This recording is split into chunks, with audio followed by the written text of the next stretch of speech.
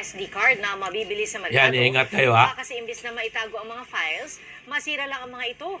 Sa Maynila, 2 warehouse ang sinalakay kung saan mahigit 30 milyong pisong halaga ng peking external storage devices ang nasamsa. Nakatutok si John Consulta. Sa bisa ng search warrant, sabay na pinasok ng NBI-NCR ang 2 warehouse sa Binondo, San Miguel sa Maynila nitong Lunes. Sa NBI, pakibaba mo na yung mga telepono. Ang search warrant na yan, inisyo ng RTC Branch 28 Manila sa kasong trademark infringement.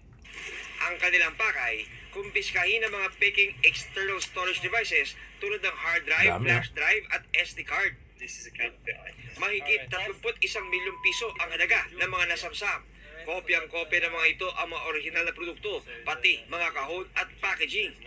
QR code. Nag-contact ng surveillance at test by ang ating mga operatiba at matapos na makabili ay ipinakita po ito sa ating complainant who immediately issued certification that it's actually a fake hard drive but using their trademark.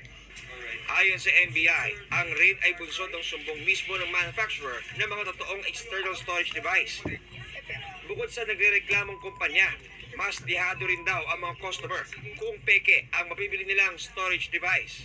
You are not able to consume and make use of the full capacity and memory of the hard drive. Apart from that, dahil nga po hindi tayo nakakasiguro kung anong piyesa ang ginamit dito, meron pong tendency na malamang masisira ang mga files ng ating sinasave, makukurap. This is a counterfeit. Walang naaresto, pero naharap sa reklamong paglabag sa trademark infringement law, ang Walang mga naaresto? Ano ba klaseng NBI na yan? nasa likod ng peking storage devices.